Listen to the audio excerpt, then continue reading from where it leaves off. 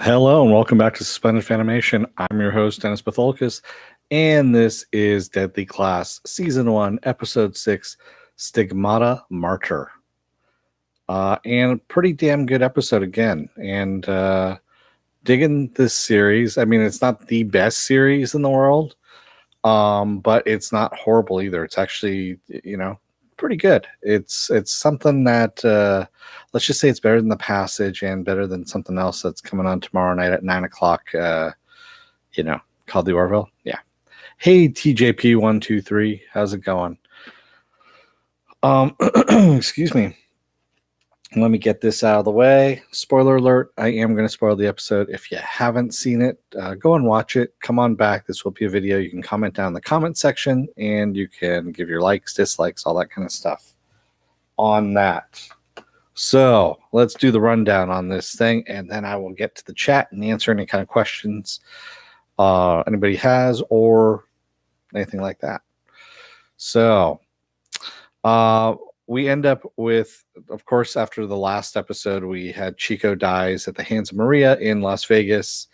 And the aftermath is Maria being interrogated about Chico's death by Madame Gao. And she, basically, Maria says that she, why would she have done anything with Chico? He was her whole life. She really pours it on and everything. And Madame Gao tells Maria a story about Su Gulan, whose father was killed in front of her, and how she waited for 10 years until she was able to confront her father's murderers at a temple and shot him in the head out in public, and then didn't care about what happened to herself.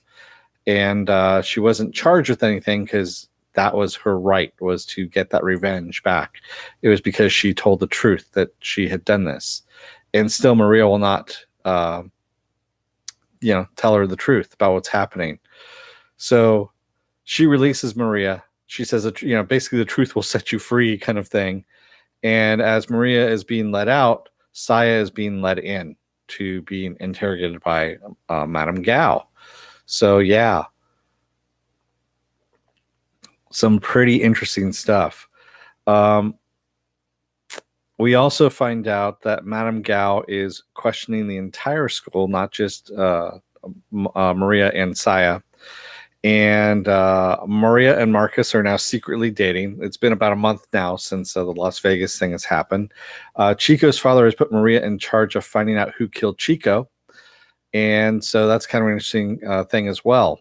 Excuse me. And Maria is not taking her meds. Yeah.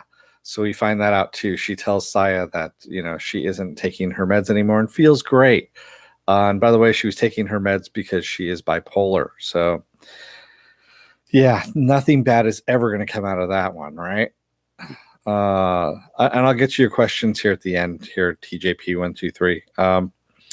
So Marcus is in the shower, and who comes in but Maria? And he's like, whoa, what are you doing? We can't be seen together. She goes, relax, no one's coming in. And she gives Marcus the 1-month anniversary gift. And Marcus, being the idiot that he is, of course, says, I didn't get you anything. And she goes, that's okay. He goes, it's not okay, is it? She goes, you really don't know what you're doing, do you? And he goes, I'll get you something. 2-month anniversary gift. And she's like, yeah, you're really kind of clueless. And she pulls off his towel, and of course he covers up with the gift and kisses him. And who walks in but Billy? And Billy's like, what the hell are you guys doing? You got to be more careful. Anybody can see you. And yeah, and they really do need to be a little more careful about what's going on there. So Billy and Marcus are end up talking about girls, and Billy's line about with girls and Jesus, you say whatever they want to get into heaven. And it's like, man, Billy, really? And of course, Billy's having his own girl problems with Petra because she basically doesn't want anything to do with him now at this point. Or so we think. It's high school, 80s, all that kind of stuff. So Marcus asks Billy how he's doing, and with the death of his father and everything, he says he's fine. He's actually free now. He's now that his father's dead, all the debts are were on his father, so they died with him, and he's a free person now. So he feels great, which of course means a lie. Billy always lies about how he feels, and yeah. So we're in Miss DeLuca's class in unarmed combat, and she's looking for a volunteer. And Victor, of course, offers up Shab, and Shab's like, "No, I don't want to go up there." And then she walks over to Marcus and says, "How about the drug-addled loser?" And he's like, "Oh no, I'm not." He goes, "I respectfully decline." And so Billy, of course, he declines as well. And Shab says, "Well, what about Victor? Why not bring Victor up?" And so Miss DeLuca brings up Victor at his request and says, basically she beats the shit out of Victor is what she does, all at Shab's request, which of course puts Shab on Victor's shit list at this point. So the class is dismissed, and Billy has also been teasing Petra about having a love note for somebody. And it's not for her. And she's like, "I don't care." And he tells Marcus, basically, if we, she's ignoring me, and if I pretend that I don't like her, maybe she'll like me then at that point. And yeah, it's very high school, like I said. So the class gets dismissed, and Billy hits on Miss DeLuca, and he goes, "Yeah, you could tie me up, whip me, beat me, whatever you want to do." And she's like, "Really? What the hell do you think is going to happen here?" So Gao and Lin are walking the halls, and Gao is saying how undisciplined everyone is, that they have piercings, their hair is dyed. She goes, "This shouldn't be allowed to go on." And they walk around the corner to Miss DeLuca's class, and she's got Billy in his underwear, hogtied, with a writing crop in one hand, and reading from a book of insults from the other, basically telling him how insignificant he is, and stepping on his scrotum and all this kind of stuff like this. And the look on Lynn's face, he's like, "What the hell?" And Madame Gao's like, we need more of this kind of teaching, not realizing really what it was. So Chester, or as he now wants to be called, Fuckface, makes a video of himself killing people in an alleyway. He kills a pizza delivery guy who looks a lot like Jeff Spicoli, and another woman, all while his dog is parading around in a little outfit, and just very weird. And he spray paints Fuckface on the wall, and he tells the camera, "Mr. Donahue, I'm here at your disposal whenever you want me to," because of course his whole goal is to get famous.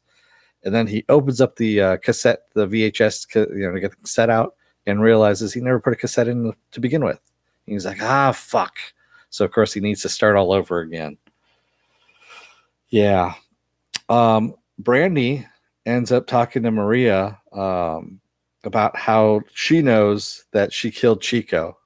And the reason why she knows this is because when everyone was dying of poison, that Chico was the last one that she gave the antidote to, and she kind of stood over him when she did it. This is back when they were escaping. Basically, Mr. Lin had made that whole death trap for them. And suddenly, and Saya's there as well, and they're attacked by ninjas suddenly. And they beat the shit out of the ninjas, kill them, and we realize that it's actually the Atypical Combat class by Master Zane. And beforehand, also, Brandy had been talking a lot of shit, like some racist shit about, her father not counting on her because, he wanted her brothers to actually go to the school beforehand. But it wasn't until her brothers died that he actually, paid any attention to her. So we're getting a little bit of backstory on some people too as we're going through all this. And she was also talking some racist shit as well. Not as bad as she's talked about previously, but still some racist shit. So they kill the ninjas, and afterwards we see it's the Atypical Combat class, and Master Zane gives Maria a C, gives Saya an A, and he fails Brandy, even though Brandy killed the most of the ninjas. And he says it's because of all the shit she was talking beforehand. And Madame Gao says ideology has nothing to do with this, and says to fail Saya because she didn't anticipate the attack, and to give Brandy the A. And Master Zane's like, no, I'm not going to do this. Yeah, he goes, I don't care what you think, lady. I'm not doing this. And decides to stay by his grade. And Madame Gao goes up to Saya and says, you've failed to anticipate 2 attacks today. And she brings her down and dislocates Saya's arm and says, you're not as good as you think you are, kind of thing. So something's going on between Saya and Gao. We don't know what this is at the moment, or Gao has something for Saya. We don't know what's going on, but maybe because she knows that Lin likes her. I don't know. So yeah, there we have it. So afterwards, Maria and and Saya are talking about, her being off the drugs, Maria being off the drugs, of course, and how she's getting more and more manic. And Saya's noticing this, and Maria's telling her to just, mind her own business, that everything's cool. So Victor, in the meantime, has grabbed Shab in the shower along with his 2 goons, and he broke off a broom handle and is going to violate Shab with the broom handle and ask him if he wants the pointy end or the smooth end. And just then Marcus walks in and goes, whoa, what's going on here? And and Victor tells him mind his own business. He goes, you got half a boner, man. He goes, it's usually the jocks that are into this kind of stuff. And he goes, why is it always the shower? And Victor's goons go, yeah, we only wanted to punch him with our fists, but he said shower. He always wants shower. And Victor says, it's cleaner this way. So they let him go. And of course, he's further on Victor's shit list because he didn't get to do what he wanted to do. And Shab is pissed off at Marcus for not letting him, not letting him talk his way out of it, which is what he wanted to do to begin with. Which, of course, is a very bad idea, especially with Victor. So we find out also that Marcus works in a comic book store, because we had heard that rats end up getting jobs, part-time jobs and stuff like that to get money to come in, because, of course, they're poor usually, and they don't belong to any kind of specific group. And Marcus is working in the comic book store, and Willie's there. And he tells Willie, he goes, you know what, I've been noticing you're kind of moping around. He goes, you're not yourself. And Willie's like, well, I can't be myself at home. I can't be myself at the school. He goes, I don't know. What the hell am I supposed to do? How am I supposed to act? Kind of thing. And this girl walks up and asks if she can get a little help with some comics, and asks about maybe starting old school with Superman. And Willie basically is a big dick. He just says, Superman's a punk. And she goes, what do you mean Superman's a punk? He goes, because he lets Lex Luthor go all the time. He could just snap his neck and end it, but no, Lex Luthor keeps coming back and does more heinous shit than he did before, putting his friends in jeopardy when he should just snap his neck. And he goes, that's why everyone knows that Superman's a punk. And she just kind of walks away from him. And Marcus pulls Willie aside and goes, dude, she came in here, she was hitting on you. And Willie's like, she was, oh wait, she was. He goes, yeah, and you're just being a big dick. Kind of like you would be in a comic book store kind of thing. And so Willie goes up and apologizes and finds out she's actually a comic book girl. She's there for the latest Watchmen. So, which is in the right time frame, 88 there. And is that right? 88? I believe so. And he says, no way. And so she is actually a huge comic book nerd, as the rest of us. And Marcus, he tells Marcus, of course, you're my witness. I'm going to marry this girl. And we find out it's Gabrielle is what her name is. So I'm pretty sure we're going to see some more of Gabrielle as we go along. So sorry about that. Didn't mean to shake everything there. Shab wants to know who the girl is that Marcus is seeing and making the mixtape for. And Marcus is lying, of course, and saying that it's for Billy. He's like, yeah, sure. You don't put that Depeche Mode song on there for someone like Billy. You put it on there for a girl. And he says, we'll talk about it later, of course. And Marcus ends up trying to give the mixtape to Maria, and she kind of blows him off a little bit in the hall. But again, this is in the hallway in public. So there is a good reason for her to blow him off. Petra and Saya are up on the in the roof there talking about Voltron, and Billy, of course, is off to the side there talking about Miss DeLuca, and Petra isn't impressed, saying about how he got a writing crop up his ass, and how she has thought of lots of different sexual things. And Billy kind of drops his facade for him and he goes, yeah, like what? Oh, never mind. I don't care, kind of thing. And that's when a manic Maria comes in and wants to dance. And she grabs Marcus and starts dancing and kissing him. And then, says, oh, maybe we could do something else. And she, of course, starts to unbutton his clothes, kind of thing. And that's when Saya grabs her and takes her aside and says, what the hell is wrong with you?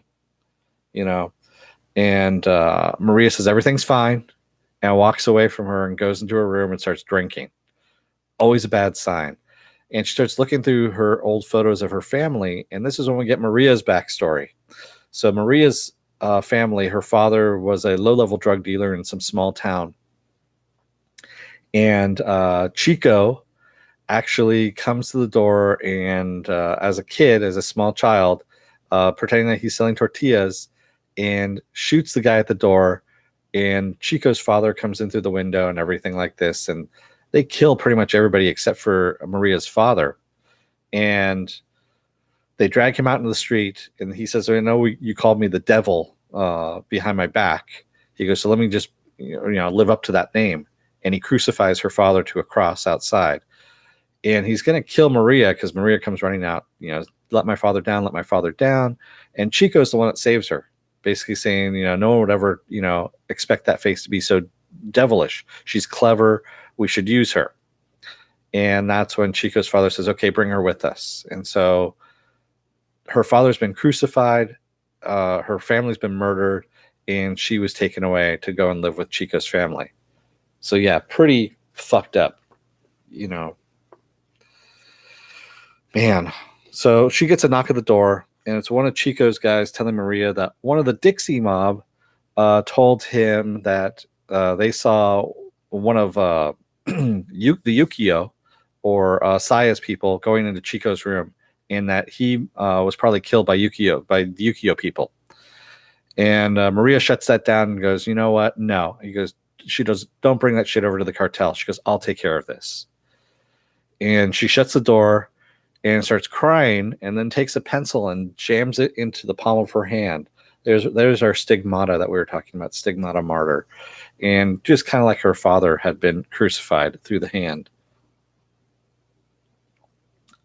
So Saya ends up going back up to Marcus up on the roof there and says, you need to get your woman in line, essentially.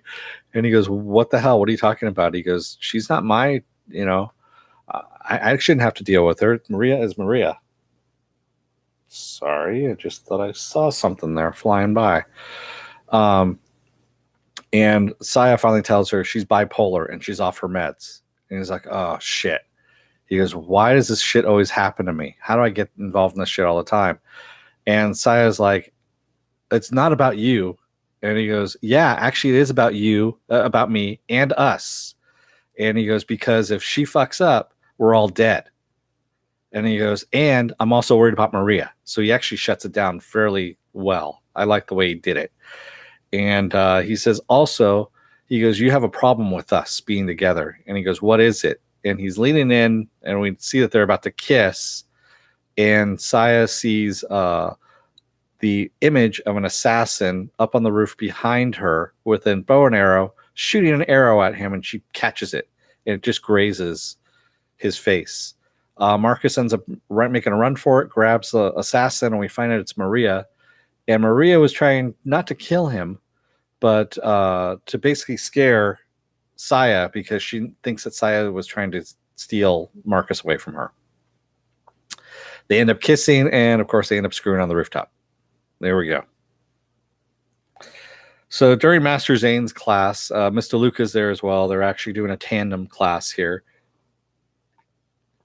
Madame Gao comes in and says, you haven't changed Brandy's grade.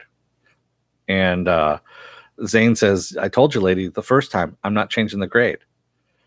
And she grabs onto his balls And he goes, "You better let go of me, if you know it's good for you," kind of thing. And they get into an epic fight, start fighting back and forth. She wins, of course, has his arm in an arm lock behind him, and says, "Brandy, uh, tell Mr. Zane what grade you deserve and make sure he remembers it." And she takes out a knife and carves an A into Master Zane's head. Yeah. Into his forehead. Yeah. Pretty brutal. So we find out later on here, and all of a sudden, Lynn and Gao are talking, and we find out that they're siblings, they're brother and sister. And she doesn't approve of the way he's running the school and says the school should be taken away from him. And he goes, "No, no, no." He goes, "The school is mine." He goes, "You were taken away at age 8, and you're still in that mentality, essentially."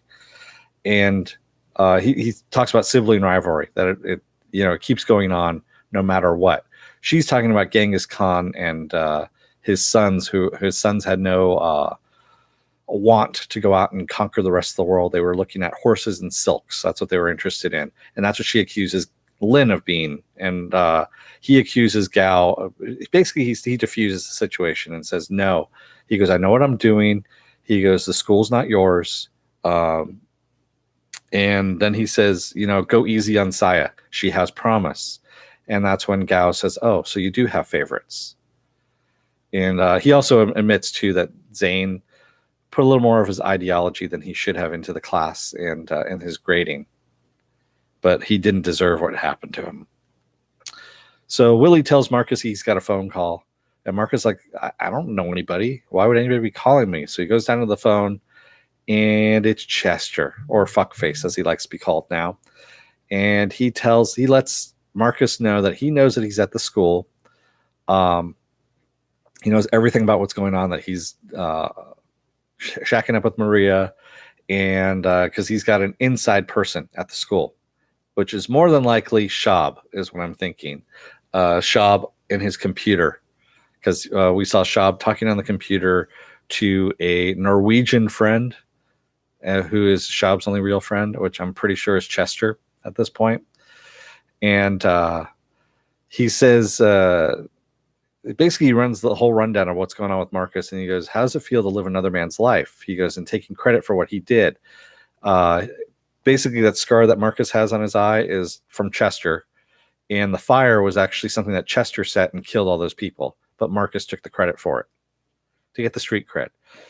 And he says, "Oh," and he goes, "You have 3 days to find me. Otherwise, I'm sending Chico's head to the cartel with a note telling him who did it." Because he's got Chico's head on ice. And it's like, wow, okay. And he's pretty devastated. He's sitting on the floor. He doesn't know what the hell to do. And finally, we have Mr. Lin. Mr. Lin in his office, he does some random numbers on his rotary phone, which opens up a panel behind the desk there. And he has a secret passageway that he goes down and leads him outside to a house.